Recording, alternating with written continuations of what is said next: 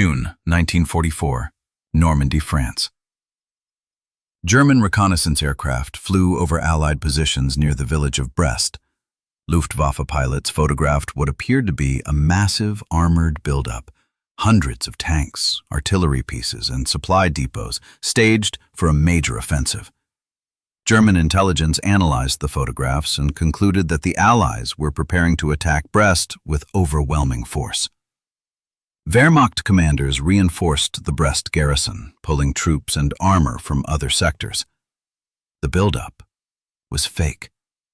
The tanks were inflatable rubber replicas. The artillery pieces were painted canvas stretched over wooden frames. The supply depots were empty tents arranged to look full from the air. The entire operation was designed, built, and executed by a unit that did not officially exist: the 23rd Headquarters Special Troops, known informally as the Ghost Army. The Ghost Army was a 1,100-man unit composed of artists, sound engineers, radio operators, and actors. Their mission was deception. Between June 1944 and March 1945, the Ghost Army conducted over 20 large-scale tactical deceptions across France, Luxembourg, Belgium, and Germany. They used inflatable tanks, fake radio traffic, recorded sound effects, and theatrical performances to convince German forces that Allied units were in locations where they were not. The deceptions diverted German forces, saved Allied lives, and contributed to the success of major operations including the Rhine crossing and the Battle of the Bulge. The Ghost Army remained classified for over 50 years. The soldiers were sworn to secrecy and could not discuss their work until the operation was declassified in 1996. This analysis examines how the Ghost Army operated, the technology and tactics they used, and the impact their deceptions had on the outcome of World War II. The 23rd Headquarters Special Troops was activated in January 1944 at Camp Forest, Tennessee. The unit was unusual from the beginning. Recruitment focused not on combat experience, but on artistic ability, technical skills, and creativity. The Army identified men with backgrounds in art, theater, engineering, and sound production. Many had attended prestigious art schools. Some were professional illustrators, designers, or stage performers. The unit was divided into 4 specialized companies, each responsible for a specific aspect of deception. The 603rd Camouflage Engineers designed and operated the visual deceptions: inflatable tanks, fake artillery, dummy vehicles, and decoy installations. These men were artists and engineers who understood perspective, lighting, and materials. They built equipment that looked real from the air and from a distance, but was lightweight enough to be transported and assembled quickly. The 3,132nd Signal Service Company Special handled sonic deception. They operated sound trucks, equipped with massive speakers that played pre-recorded audio of tanks moving, troops assembling, and construction activity. The recordings were made at actual military bases and replicated the sounds of different types of units. The sonic deceptions convinced German listening posts that large formations were operating in areas where no troops existed. The Signal Company Special created fake radio traffic. Radio operators transmitted scripted communications, mimicking the patterns of real divisions.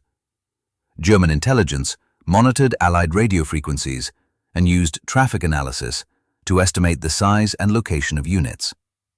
The Ghost Army generated radio traffic that matched the signature of armored divisions, infantry regiments, or headquarters units, creating phantom formations on German intelligence maps. The 406th Combat Engineers provided security and support. They protected the deception units, handled logistics, and ensured the operations remained covert. Unlike the other companies, the 406th was a conventional combat engineer unit, but they were briefed on the deception mission and maintained operational security. The soldiers in the Ghost Army were aware they were part of something unprecedented. During training, they practiced assembling inflatable tanks in darkness, setting up sound equipment under combat conditions, and coordinating deceptions involving multiple elements. The training emphasized speed, precision, and improvisation. Deceptions had to be believable but also flexible enough to adapt to changing battlefield conditions. The unit deployed to Europe in May 1944, landing in England shortly before D-Day. They were briefed on their first mission: support the Normandy invasion by creating the illusion of additional forces staging in southern England, threatening a second invasion at Calais. The deception was part of Operation Fortitude, a larger Allied effort to mislead Germany about invasion plans. The Ghost Army's role was to reinforce the illusion with physical and electronic evidence that entire divisions were positioned where they were not. The Ghost Army's most iconic tools were inflatable replicas of military equipment. These were not crude decoys. They were carefully designed, engineered, and painted to replicate actual tanks, artillery pieces, and vehicles with remarkable accuracy. The inflatable tanks were made from rubberized canvas. Each tank weighed approximately 100 pounds, light enough for 4 men to carry. When deflated, the tank could be packed into a duffel bag and transported in a truck. Inflation took approximately 15 minutes using air compressors mounted on trucks. Once inflated, the tank was positioned, camouflaged, and secured with guy wires to prevent wind from moving it. The realism was impressive. The tanks were painted to match actual M4 Shermans or M7 Priests. Details included tracks, hatches, gun barrels, and unit markings. From the air, or from a distance exceeding 100 yards, the inflatables were indistinguishable from real tanks. German reconnaissance aircraft photographed them repeatedly and identified them as genuine armor. However, the inflatables had limitations. Up close, they were obviously fake. The canvas material fluttered in the wind. The weight distribution was wrong. A real tank sank into soft ground. An inflatable did not. To compensate, the Ghost Army positioned inflatables in areas where enemy ground forces could not approach closely. Security perimeters kept civilians and unauthorized personnel away. Soldiers walking near the inflatables wore patches from the unit being impersonated, reinforcing the illusion if locals or spies were observing. Artillery pieces were constructed from wood, canvas, and paint.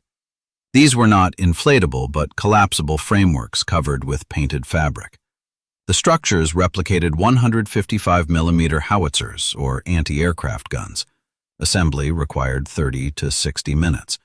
The fake artillery was positioned in realistic battery formations with supply tents, ammunition dumps, also fake, and access roads. From aerial reconnaissance, the positions appeared operational. Trucks and jeeps were harder to fake. The Ghost Army used actual vehicles but modified them with additional markings or mounted fake equipment. For example, a standard supply truck might be fitted with a wooden frame and canvas covering to resemble a command vehicle or mobile radio station. The modifications were removable, allowing the vehicles to return to normal use after the deception. The Ghost Army also created fake supply depots, rows of tents, stacks of crates, empty or filled with debris, and parked vehicles created the appearance of logistical buildup. Aerial photos showed what looked like a division-sized supply base. In reality, it was a few dozen men and inflatable props. The attention to detail extended to behavior. Soldiers moved around the fake installations in ways that mimicked real activity. They drove trucks in patterns consistent with supply deliveries. They created vehicle tracks leading to and from installations. They hung laundry, started campfires, and left equipment scattered in realistic ways. These details sold the illusion. German intelligence officers analyzing reconnaissance photos saw not just equipment but evidence of human activity, which confirmed the installations were real. The Ghost Army's sonic deception capability was unprecedented. The 3,132nd Signal Service Company operated sound trucks equipped with 500-pound speakers capable of projecting audio over distances exceeding 1 mile. The sound trucks played pre-recorded audio of military activity, creating the illusion that large formations were operating nearby. The recordings were made at actual military bases. Sound engineers recorded tanks moving, artillery firing, construction equipment operating, and troops assembling. Different recordings replicated different types of units. An armored division sounded different from an infantry division. A unit preparing for an offensive made different sounds than a unit in defensive positions. The Ghost Army's library included dozens of recordings covering various scenarios. The sound trucks were deployed at night, when audio traveled farther and when German listening posts were most active. The trucks parked near the front lines, sometimes within a mile of German positions, and played the recordings. German intelligence units used sound-ranging equipment to detect and locate Allied forces. The sonic deceptions fed false data into the German intelligence network, creating phantom formations. Coordination between visual and sonic deceptions was critical.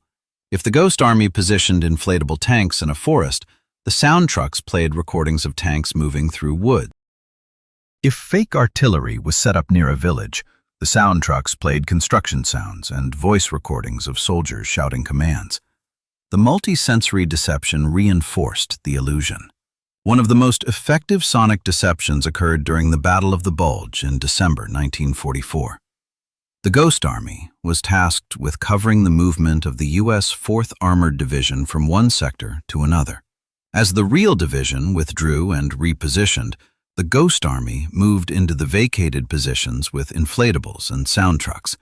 For 3 nights, the sound trucks played recordings of tanks, artillery, and radio chatter.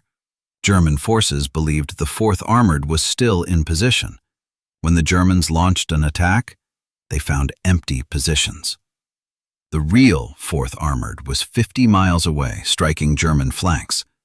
The psychological impact of sonic deception was significant. German soldiers reported hearing American armored formations assembling at night. Officers based tactical decisions on these reports. Reinforcements were sent to counter threats that did not exist. Artillery targeted empty fields where the sounds originated. The Ghost Army exploited the fact that humans trust their senses. If soldiers heard tanks, they believed tanks were there. Radio deception was the third pillar of the Ghost Army's operations.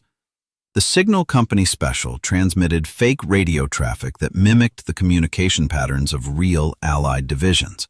German intelligence monitored radio frequencies constantly, using traffic analysis to estimate the size, location, and identity of enemy units. Traffic analysis worked by identifying patterns.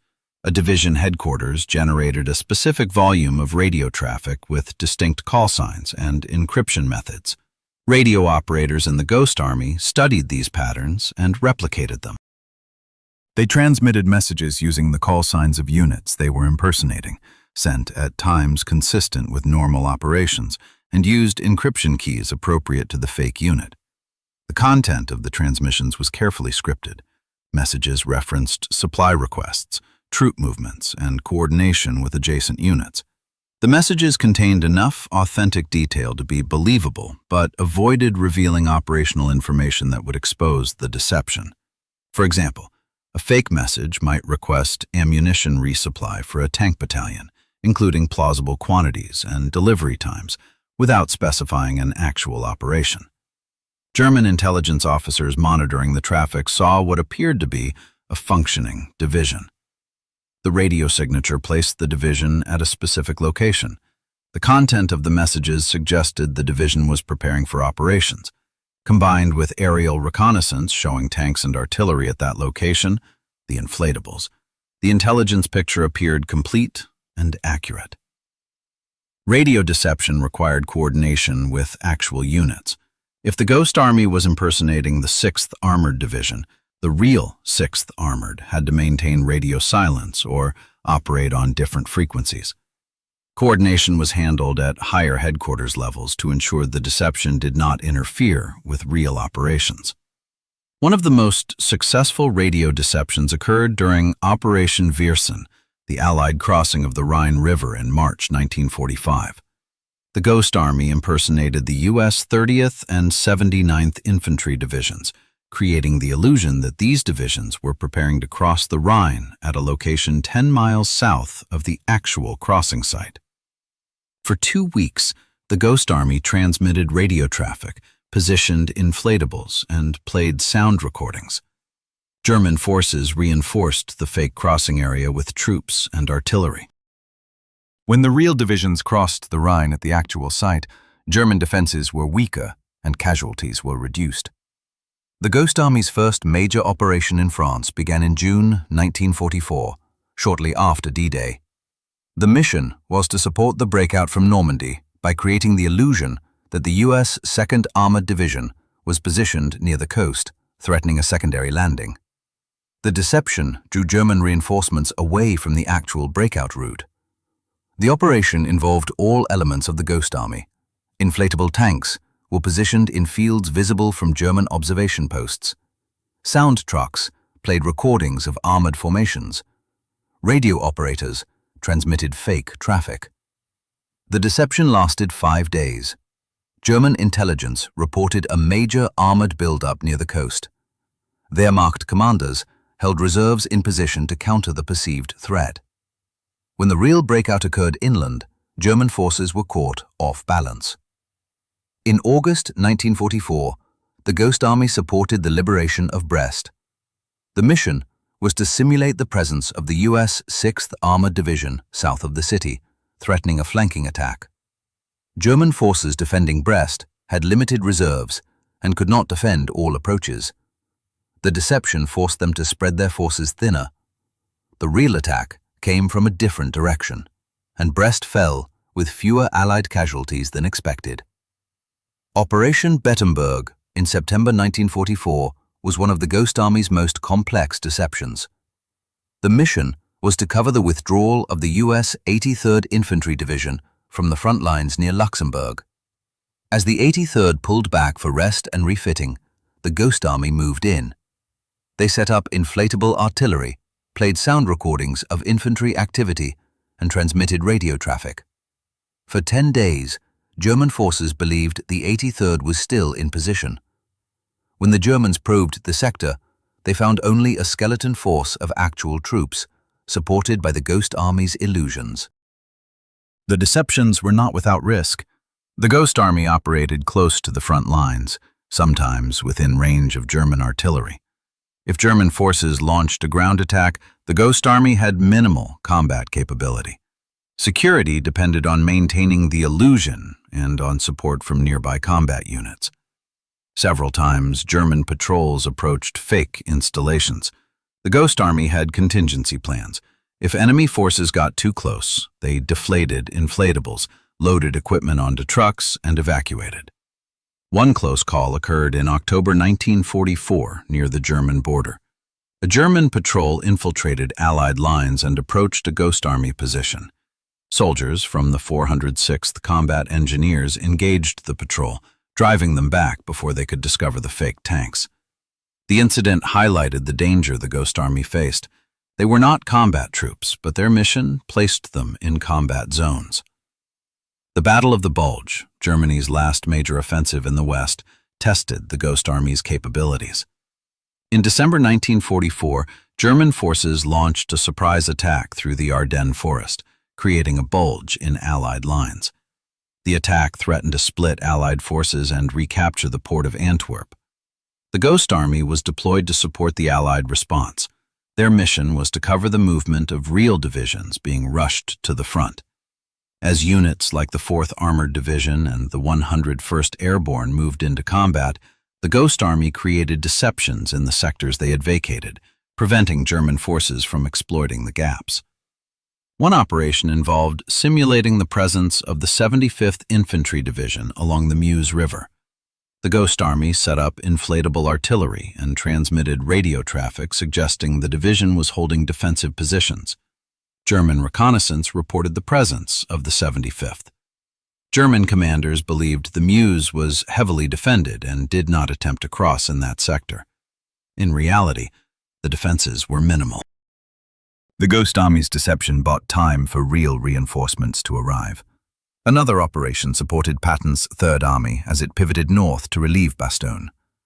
The Ghost Army created the illusion that Third Army units remained in their original positions south of the Ardennes. Sound trucks played recordings of tanks and artillery. Radio operators transmitted traffic consistent with defensive operations. German forces did not initially detect Third Army's movement. When Third Army struck toward Bastogne, the Germans were surprised by the speed and direction of the attack. The Battle of the Bulge was the coldest winter in decades. Ghost Army soldiers operated in sub-zero temperatures, assembling inflatables with frozen fingers, running sound equipment in snow, and sleeping in unheated tents. Frostbite and hypothermia were common. Despite the conditions, the deceptions continued. The Ghost Army understood that their work was saving lives. Every German division deceived into the wrong position was a division that could not kill American soldiers elsewhere. The crossing of the Rhine River in March 1945 was one of the final major operations of the war in Europe. The Rhine was the last natural barrier protecting Germany. Allied commanders planned multiple crossings along the river to overwhelm German defenses. The Ghost Army played a critical role in the operation. Operation Viersen was the Ghost Army's largest and most successful deception. The mission was to simulate two infantry divisions, the 30th and 79th, preparing to cross the Rhine near the town of Viersen. The actual crossings would occur miles to the north and south. The deception drew German forces to Viersen, weakening defenses elsewhere. The operation lasted 2 weeks. The Ghost Army assembled over 600 inflatable vehicles, including tanks, artillery, and trucks. Sound trucks played continuous recordings of construction activity, suggesting engineers were building pontoon bridges. Radio traffic indicated divisions were massing for an assault. Visual deceptions included fake supply dumps, command posts, and troop encampments. German aerial reconnaissance photographed the build-up. Intelligence officers analyzed the photos and concluded that a major crossing was imminent at Viersen. German forces reinforced the sector with artillery, anti-tank guns, and infantry. Reserves were positioned to counterattack the bridgehead once the Allies crossed. On the night of March 23, 1945, the real crossings began at Wesel and Remagen. German forces at Viersen waited for an attack that never came. By the time German commanders realized the Viersen buildup was fake, Allied forces had established bridgeheads and were advancing into Germany. The success of Operation Viersen was measured in lives saved. Allied casualties during the Rhine crossings were lower than expected. Post-war analysis credited the Ghost Army's deception with drawing German forces away from the actual crossing sites, reducing resistance, and saving hundreds, possibly thousands, of Allied lives. The Ghost Army conducted its final operation in March 1945. As Allied forces advanced into Germany, the need for large-scale deceptions diminished. The unit was deactivated in September 1945. Soldiers were sworn to secrecy. They were told that discussing their work could compromise future operations. The Ghost Army's activities remained classified. For over 50 years, Ghost Army veterans could not tell their families what they had done during the war. Some were asked, "What did you do in the war?" and could only reply vaguely, "I was in a special unit." Others said nothing at all. The secrecy was frustrating. The soldiers had been part of an unprecedented and successful operation, but they could not share it. In 1996, the Ghost Army's operations were declassified. Veterans began speaking publicly about their experiences. Books, documentaries, and museum exhibits followed. The story of the Ghost Army captured public attention. The combination of art, technology, and military deception was unique in military history. The soldiers themselves were remarkable. Many went on to successful careers in art, design, and entertainment. Bill Blass became a famous fashion designer. Ellsworth Kelly became a renowned abstract artist. Arthur Singer became a wildlife illustrator. These men used the creativity and improvisational skills they developed in the Ghost Army throughout their lives. The Ghost Army's legacy extends beyond World War II. Modern military deception units study the Ghost Army's tactics. Inflatable decoys, electronic warfare, and misinformation campaigns remain part of military operations. The principles the Ghost Army pioneered, combining visual, sonic, and electronic deception to create believable illusions, are still relevant. In 2022, the U.S. Congress awarded the Ghost Army the Congressional Gold Medal, one of the highest civilian honors. The recognition came 77 years after the war ended. Many Ghost Army veterans had died, never receiving public acknowledgement of their service. The survivors who attended the ceremony were in their late 90s. They had waited a lifetime for recognition. The story of the Ghost Army is a reminder that warfare involves more than firepower. Deception, creativity, and psychological operations can be as effective as tanks and artillery. The Ghost Army saved lives by convincing the enemy to look in the wrong place, deploy forces ineffectively, and waste resources on threats that did not exist. In doing so, they proved that sometimes the best weapon is the one the enemy believes is there, but isn't.